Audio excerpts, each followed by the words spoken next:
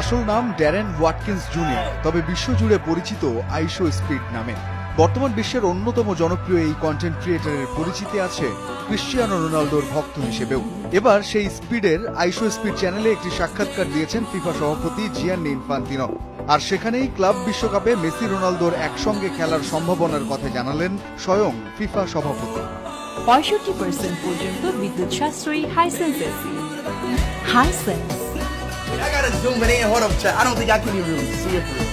রোনালদোর দল আল নাসর নেই ফিফা ক্লাব বিশ্বকাপে, আর তাই রোনালদো এই টুর্নামেন্ট খেলতে পারেন অন্য কোনো ক্লাবের হয়ে, এমন খবর ঘুরে ফিরে আসছে গণমাধ্যমে। তবে এবার এই বড় আসরে ফুটবলের দুই মহাতারকা মেসি রোনালদোকে এক দলে খেলতে দেখতে চান ইনফান্তিনো।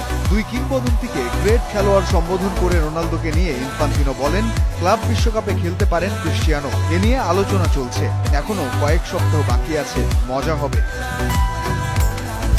আল নাসরের সঙ্গে রোনালদোর বর্তমান চুক্তির মেয়াদ ফুরবে আগামী মাসে। মাস কয়েক আগেই ইন্টার মায়ামিকে ঘিরে একটি গুঞ্জন উঠেছিল, রোনালদোকে নাকি দলে ভেড়াতে চায় মেজর লিগ সকারের ক্লাবটি। আর্জেন্টিনার সংবাদ মাধ্যম PYC স্পোর্টস জানিয়েছে, এ নিয়ে মেসির সঙ্গে নাকি কথা হয়েছে মায়ামির কো ওনার ও ইংল্যান্ডের সাবেক মিডফিল্ডার ডেভিড বেকহামের। শুধু তাই নয়, মেসি নাকি রোনালদোকে নিয়ে আসার বিষয়ে সম্মতিও দিয়েছেন। একাধিক সংবাদ মাধ্যমের দাবি, বেকহাম নিজেই এ বিষয়ে রোনালদোকে রাজি করানোর চেষ্টা করছেন। PYC বলছে, মায়ামিতে যোগ দেওয়ার কথা রয়েছে লুকা মডরিচেরও।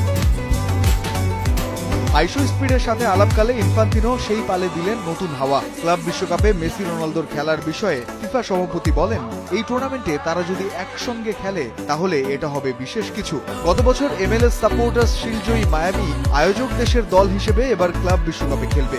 14 জুন মিশরের ক্লাব আল আহলির মুখোমুখি হবে হাভিয়ের মাসচেরানোর দল।